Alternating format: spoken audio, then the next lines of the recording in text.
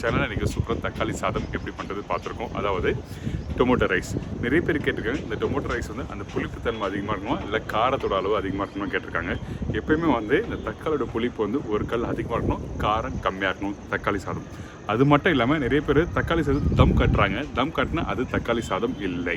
அந்த தக்காளி சாதம் ஆல்வேஸ் மசாலா ரெடி பண்ணி முடித்த பிறகு இந்த ரைஸோட போட்டு மிக்ஸ் பண்ணும்போது தான் உங்களுக்கு அந்த டேஸ்ட் உங்களுக்கு எடுத்து கொடுக்கும். அதுதான் தக்காளி சாதம்.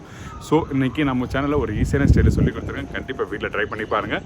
இப்போது இந்த ப்ரிப்ரேஷன் தேவையான பொருட்கள் நம்ம என்ன பார்த்தலாமா? தக்காளி சாதத்துக்கு தேவையான பொருட்கள் 2 ஸ்பூன் நல்லெண்ணெய், கடுகு 1/4 ஸ்பூன், சோம்பு 1/4 ஸ்பூன், கருவேப்பிலை தேவையான அளவு, பூண்டு 10 பல், சிறு வெங்காயம் 10லேருந்து 15 நம்பர், இஞ்சி சிறிதளவு, தக்காளி 3 நம்பர், காஞ்ச மிளகாய் 5, உப்பு தேவையான அளவு, மஞ்சத்தூள் சிறிதளவு, தனியா பவுடர் 1 ஸ்பூன், மிளகாய் பவுடர் 1/2 ஸ்பூன், அதுக்கப்புறம் முழு பெருங்காயம். இதாங்க இந்த ப்ரிப்ரேஷன் தேவையான பொருட்கள். ஒரு சின்ன கடாய் எடுத்துக்கங்க. அந்த கடாயில் வந்து 1.5 ஸ்பூன் அளவுக்கு எண்ணெய் ஆட் பண்ணிருக்கோம். எண்ணெய் சூடானே அதில் தாளிப்பு ஃபஸ்ட்டு கடுகு, அதுக்கப்புறம் முழு பெருங்காயம், காஞ்ச மிளகாய், சோம்பு, கருவேப்பிலை, இதெல்லாம் தலைப்பு நல்லா போட்ட பிறகு அதுக்கப்புறம் கொஞ்சம் பூண்டு ஆட் பண்ணுறோம். இஞ்சி வந்து இடித்து இஞ்சி போட்டிருக்கோம். ஸோ இந்த தாளிப்போட இந்த பூண்டு இஞ்சி எல்லாத்தையும் போட்டு லைட்டாக வதக்கிட்டு அதுக்கப்புறம் நம்ம சின்ன வெங்காயத்தை பிடிச்ச கப்புன்னு வச்சுருக்கோம். பார்த்திங்கன்னா அந்த வெங்காயத்தை அதில் ஆட் பண்ணுறோம். இப்போது இந்த சின்ன வெங்காயம் பார்த்திங்கன்னா அந்த சின்ன வெங்காயம் இதில் ஆட் பண்ணுறோம்.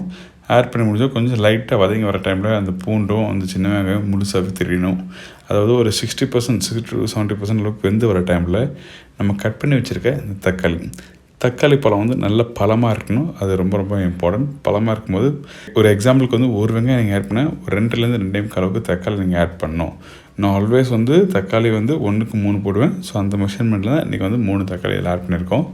இதுக்கப்புறம் கொஞ்சம் லைட்டாக உப்பு, மஞ்சத்தூள், தனியா பவுடர், மிளகாய் பவுடர். ஸோ இதெல்லாம் போட்டு ஃபஸ்ட் லைட்டாக நம்ம சாத்தே பண்ணுறோம். அதாவது ஃபஸ்ட் எடுத்துனா தண்ணி ஆட் பண்ண வேண்டாம், சரிங்களா? அதாவது மஞ்சத்தூள் போட்ட வரைக்கும் கொஞ்சம் லைட்டாக பச்சை மிளகாய் ஆட் பண்ணியிருக்கோம். அதுக்கப்புறம் கொஞ்சம் தண்ணி ஆட் பண்ணிட்டு அதை நல்லா கொதிக்க விடுங்க. அதுக்கு பிறகு கொஞ்சம் லைட்டாக கொத்தமல்லி. ஸோ தொக்கு எப்படி பண்ணுவீங்களோ வீட்டில் அதே மாதிரி அளவுக்கு நல்லா கொதிக்க விடுங்க. அதுக்கப்புறம் கொஞ்சம் லைட்டாக கொத்தமல்லி போட்டு திருப்பி நல்லா மிக்ஸ் பண்ணி குக் பண்ணணும். இப்போது ஒரு மூடி போடுங்க. மூடி போட்டு கரெக்டாக ஒரு 5 நிமிஷம் கழிச்சு நீங்கள் ஓப்பன் பண்ணால் இந்த தக்காளி தொக்கு ரெடி. அதாவது இந்த தக்காளி சாதத்துக்கு தேவையான தொக்கு ரெடி ஆகிடுச்சு. இப்போ இங்கே நான் ஆல்ரெடி ரைஸ் வெடித்து வச்சுருக்கோம். நம்ம ரெடி பண்ணி வச்சுருக்க இந்த தக்காளி தொக்கு இதில் ஆட் பண்ணி கொஞ்சம் கருவேப்பிலையும் கொத்தமல்லி போட்டு நல்லா மிக்ஸ் பண்ணி எடுத்து சர்வ் பண்ணால் ஒரு அருமையான தக்காளி சாதம் ரெடி.